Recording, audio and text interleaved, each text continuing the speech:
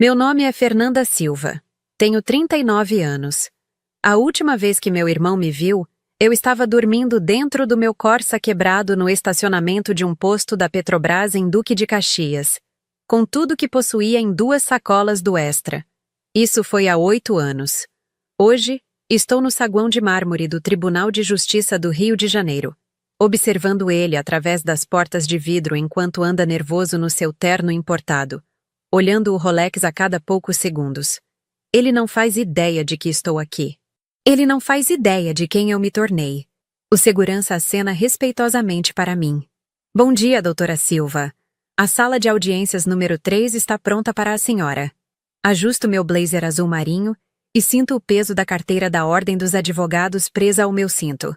8 anos de faculdade de Direito Noturna na Estácio, exame da OAB, Defensoria Pública, Ministério Público e, finalmente aqui, promotora de justiça especializada em crimes contra o sistema financeiro nacional. O tipo de cargo que minha família sempre disse que era coisa para gente diferenciada, não para alguém como eu. A decepção da família. Aquela que largou a faculdade aos 20 anos porque pai ficou doente e alguém tinha que trabalhar em 2 empregos para manter a casa.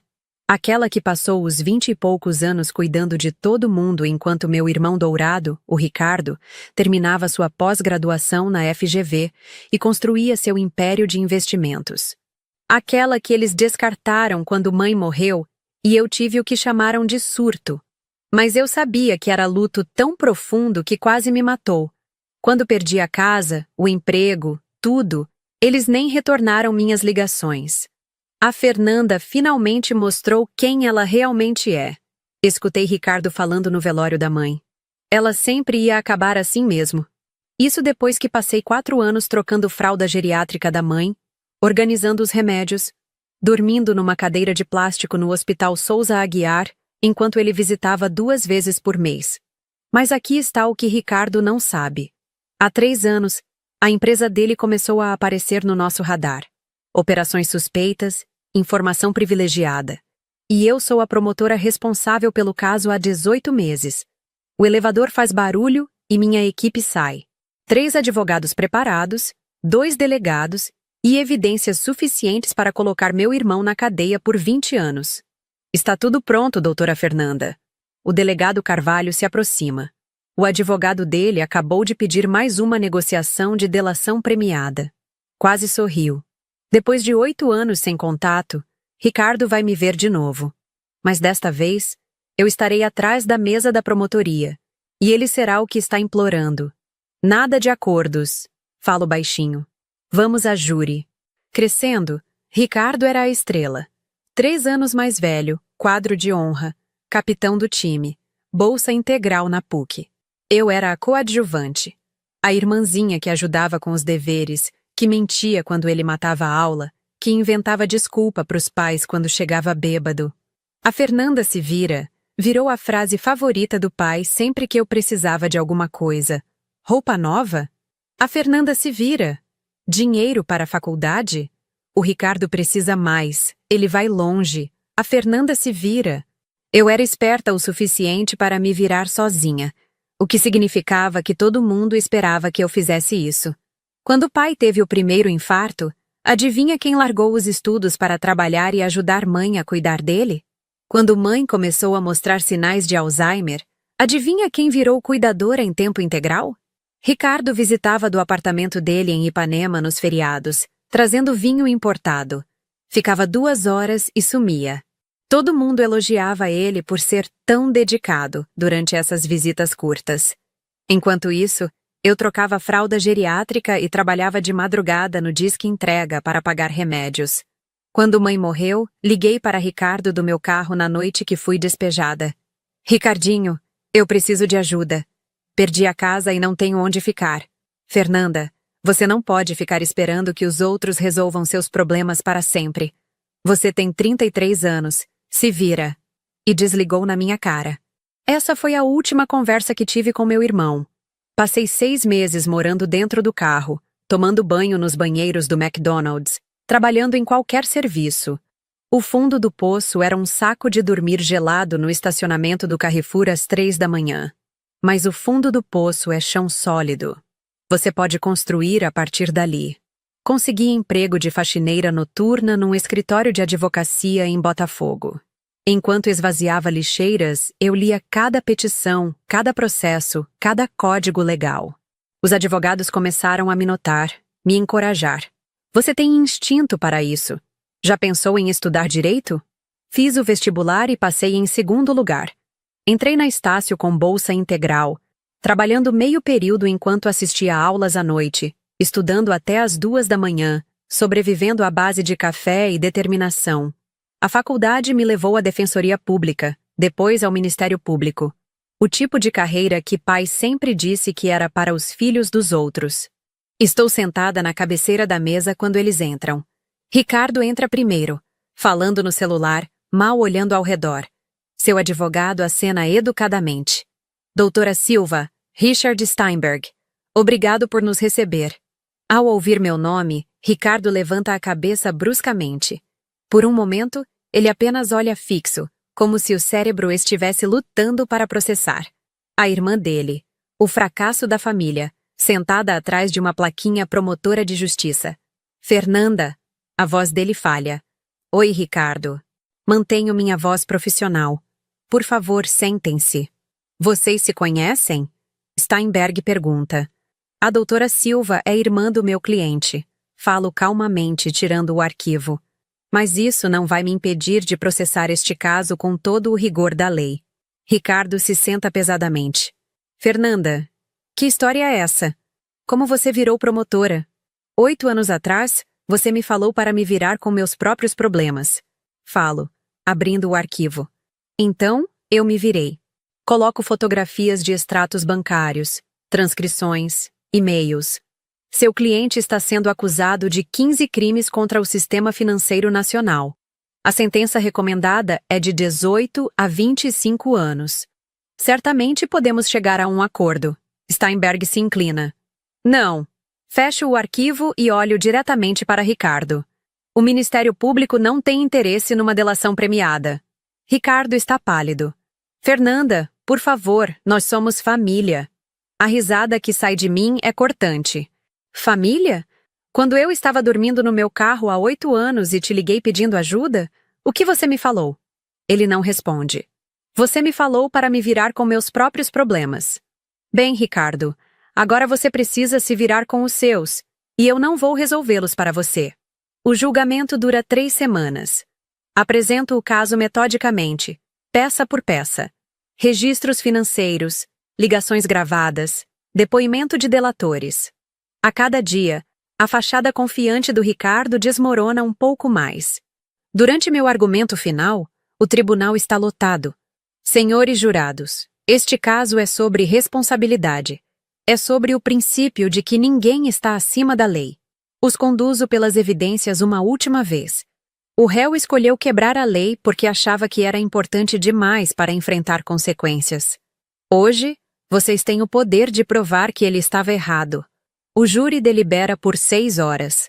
Quando voltam, nenhum deles olha para Ricardo. Isso nunca é bom sinal para a defesa.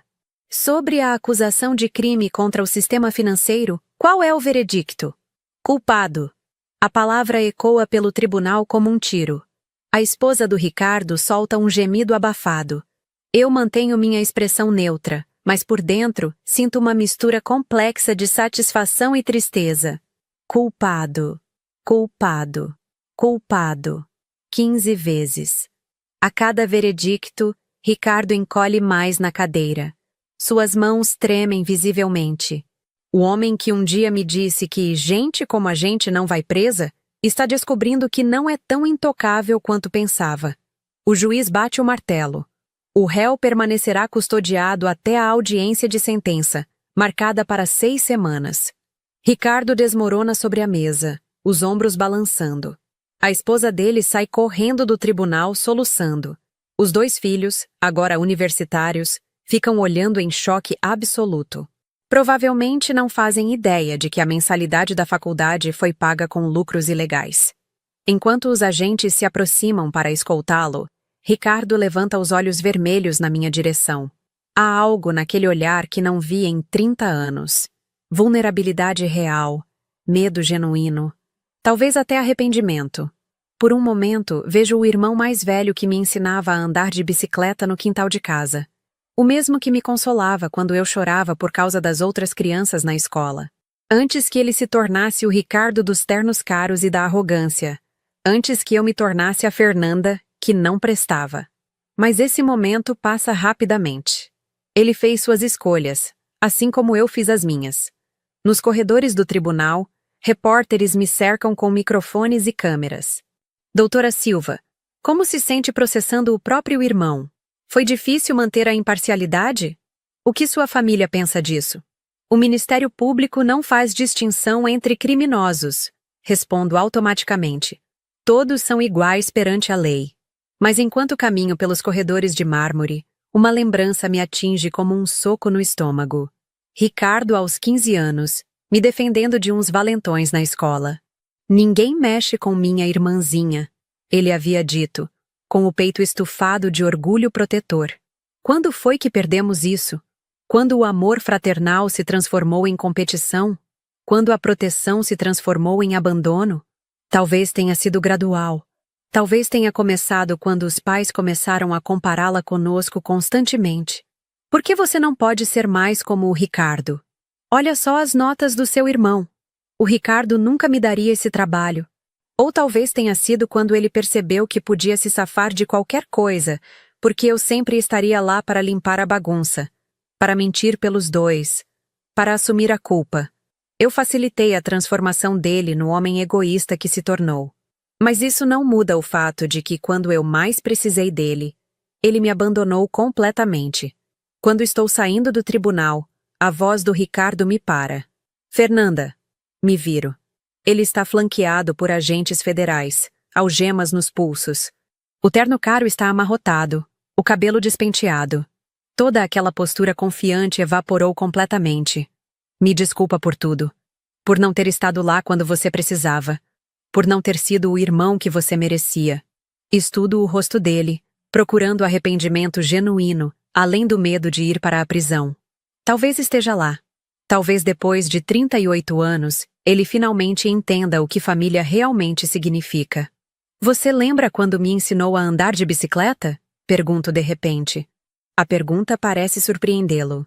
Lembro, ele sussurra. Você tinha 6 anos. Chorou quando ralou o joelho. E você limpou o sangue com a camiseta do Vasco, sua camiseta preferida. Sinto meus olhos se enchendo de lágrimas que luto para conter. Onde foi que perdemos isso, Ricardo? Ele balança a cabeça, incapaz de responder. Os agentes fazem menção de levá-lo, mas ele resiste por um momento. Se eu pudesse voltar no tempo... Ele começa. Mas não pode. Corto, minha voz se endurecendo novamente. Nenhum de nós pode. Você fez suas escolhas durante décadas. Eu fiz as minhas nos últimos 8 anos. Fernanda, por favor. Eu também sinto muito, Ricardo. Sinto muito que tenha precisado disso para você perceber. Sinto muito que não possamos ser crianças de novo, correndo no quintal de casa. Os agentes o levam. Ele olha para trás uma última vez, antes de desaparecer pelos corredores do tribunal. Não sei se o verei novamente pelos próximos 18 anos. Depois da sentença, saio para o ar fresco de outubro. Os degraus do tribunal estão movimentados com advogados, testemunhas, repórteres, pessoas normais lidando com o negócio complicado da justiça. O delegado Carvalho me alcança na calçada. Caso e tanto, doutora Fernanda. A senhora deveria se orgulhar. Eu me orgulho. Não porque destruí meu irmão. Essa foi escolha dele quando decidiu quebrar a lei. Me orgulho porque provei algo para mim mesma. Que pessoas podem mudar. Que circunstâncias não te definem. Que o fundo do poço realmente é chão sólido se você estiver disposta a construir a partir dele. Mas também me sinto estranhamente vazia. Passei 18 meses construindo este caso. E agora que terminou, não sei bem o que sinto. Justiça foi feita. Mas a que custo? A família Silva praticamente deixou de existir. Somos 2 órfãos agora, separados não apenas pela morte dos pais, mas pelas escolhas que fizemos. Meu telefone vibra com uma mensagem do meu antigo professor. Vi a cobertura da mídia. Trabalho incrível. Você deveria considerar concorrer à procuradora-geral um dia. Talvez eu faça isso. Talvez haja mais casos para construir, mais criminosos que acham que são intocáveis, mais pessoas que precisam de alguém para lutar por elas. Passo por uma banca de jornal e vejo minha foto na capa. Promotora condena próprio irmão. A manchete me faz estremecer. Não é assim que quero ser lembrada, como a mulher que destruiu a própria família. Quero ser lembrada como alguém que luta pela justiça, independentemente do custo pessoal. Caminho em direção ao meu carro. Um Civic modesto, mas honestamente conquistado. 8 anos atrás, eu estava dormindo nesta mesma vaga, me perguntando se algum dia chegaria a algum lugar. Hoje, estou saindo do maior caso da minha carreira, sabendo que me tornei exatamente quem eu era para ser. A família que me descartou estava errada sobre muita coisa, mas talvez tenham tido razão sobre uma. Eu realmente não me virei apenas com meus problemas. Eu os transformei em propósito, e isso fez toda a diferença.